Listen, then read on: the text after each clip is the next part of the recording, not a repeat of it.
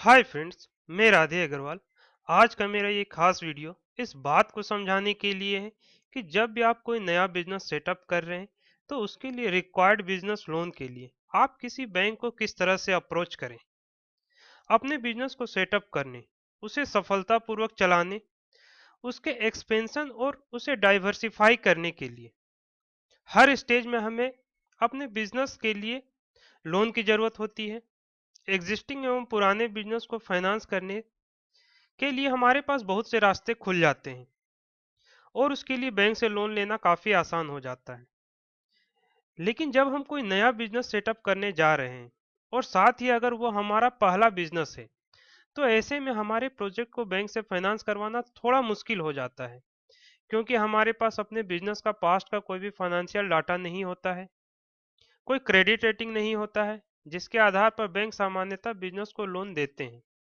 हर नए एंटरप्रेनर के पास एक आइडिया होता है जिसके आधार पर वो अपना बिजनेस स्टार्ट करने का सपना देख रहा होता है, लेकिन उसकी सफलता इस बात पर निर्भर करती है कि वो अपने बिजनेस के लिए पैसा जुटाने में कामयाब हो पाता है या नहीं। और अधिकतर आइडियाज और अपने बिजनेस स्टार्ट करने का कोशिश सिर्फ इस कारण से फेल हो जाते हैं कि उन्हें इसके लिए लोन ही नहीं मिल पाता है। साथ ही कई लोग तो इसलिए अपना बिजनेस प्लान ही नहीं करते, क्योंकि उन्हें लगता है कि बिजनेस स्टार्ट करने के लिए बहुत पैसा का जरूरत है जो कि उनके पास है ही नहीं। ऐसे में ये समझना जरूरी हो जाता है कि यदि आपको अपने बिजनेस आइडिया पर यकीन है कि वो सफल हो सकता है और उससे आप अच्छा लाभ कमा सकते हैं, तो उसे स्टार्ट करने और आगे बढ़ाने के लिए हर तरह का लोन बैंक आपको देगा। बस जरूरी है यह जानना कि बैंक को लोन के लिए अप्रोच आप कैसे करें। वैसे केंद्र और राज्य सरकार के द्वारा एसएमई इंडस्ट्रीज, महिला एंटरप्रेनर, यंग एंटरप्रेनर और नए स्टार्टअप को प्रमोट करने के लिए कई योजनाएं बनाई गई है, जिसमें इन्हें capital subsidy, interest subsidy, tax exemption, credit guarantee के साथ साथ कई तरह के बिजनेस रजिस्ट्रेशन में भी छूट दी जाती है। ऐसे सभी गवर्नमेंट स्कीम को मैं अलग से डिटेल में बताऊंगा। यहाँ अभी मुख्य रूप से हमें यह समझना है कि कोई भी नया एंटरप्रेनर अपने बिजनेस लोन के लिए बैंक को कैसे अप्रोच करे। सबसे पहले आप अपने आइडियाज के आधार पर कंप्लीट बिजनेस प्लान करें, जिसमें हर बात को समझें कि आपके बिजनेस के लिए जमीन कितना लगेगा, जमीन आपके पास है, आप लीज पर लेंगे या खरीदेंगे, और इसके लिए कितना पैसा का जरूरत होगा, सिविल कंस्ट्रक्शन का प्लान क्या होगा, इसमें कितना पैसा लगेगा, कौन कौन सा मशीनरी का आपको जरूरत होगा, इसे आप किन से खरीदेंगे और इसमें कितना पैसा लगेगा, रॉ मटेरियल कौन सा प्रयोग करेंगे, इसे आप किन से खरीदेंगे और इसके लिए आपको कितना पैसा का जरूरत होगा, आपको कितने मेन पावर की आवश्यकता होगी, इन्हें आप कहां से हायर करने वाले हैं और इसके लिए आपको कितने पैसे की जरूरत है।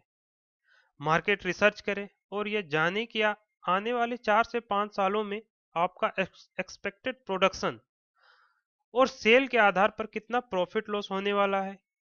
अपने बिजनेस का फाइनेंशियल एनालिसिस जरूर करें। एग्जिस्टिंग प्लेयर्स, मार्केट डिमांड और सप्लाई, मार्केट में जो कंपटीशन है उसे भी अच्छी तरह समझने की कोशिश करें। आपके बिजनेस को सेटअप करने और चलाने के लिए कुल कितने पैसों की जरूरत है, इसमें आपका हिस्सा और बैंक का लोन कितना होगा, साथ ही बैंक के लोन को आप कितने दिनों में और किस तरह से वापस कर सकते हैं।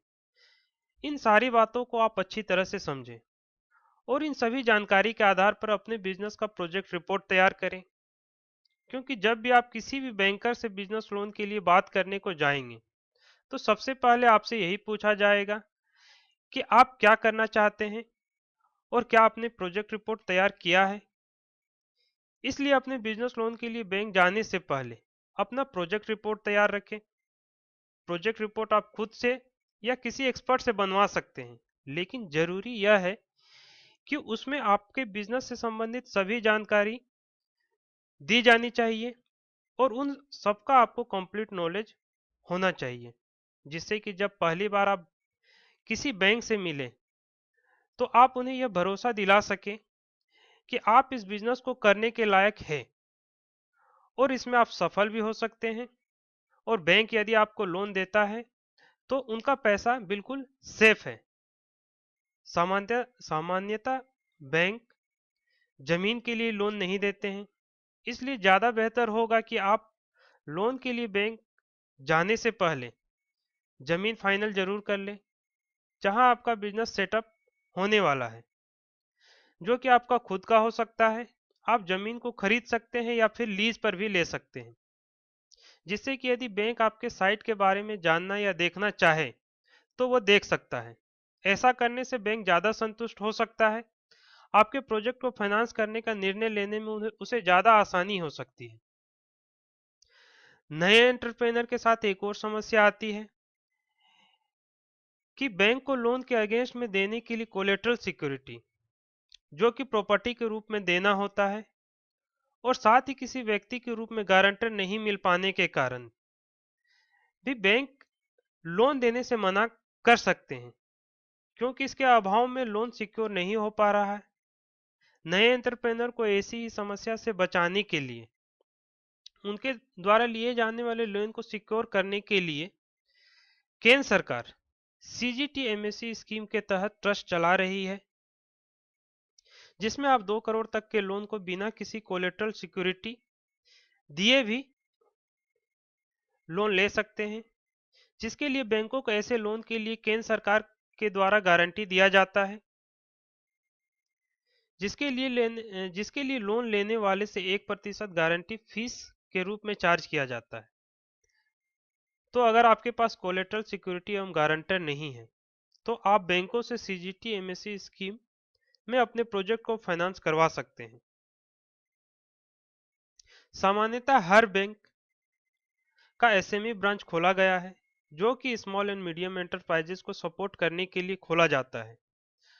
अतः यदि आपका प्रोजेक्ट कॉस्ट 1 करोड़ से कम है तो आप किसी भी बैंक के ब्रांच में जाकर के अपना लोन के लिए अप्रोच कर सकते हैं। और यदि आपका प्रोजेक्ट कॉस्ट 1 करोड़ से ज़्यादा है तो बेहतर होगा आप SME ब्रांच में जाएं, क्योंकि आपको अपने आइडियाज़ पर भरोसा है।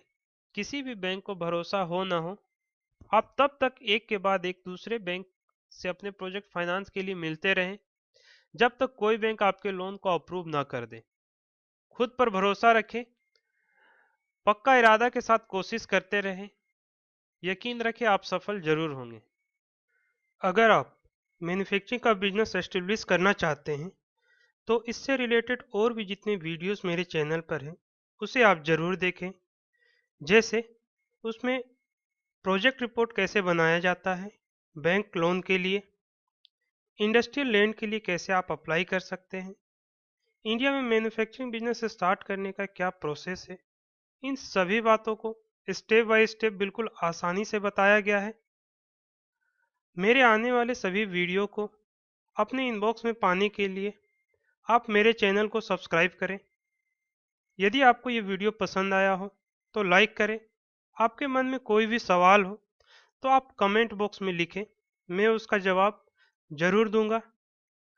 अपने उन सारे दोस्तों से जो मैन्युफैक्चरिंग का बिजनेस एस्टेब्लिश करना चाहते हैं, इस वीडियो को उनके साथ शेयर करें। बाकी की सारी बातें मैं आने वाले वीडियो में बताता रहूँगा। So wish you all the very best. Bye bye.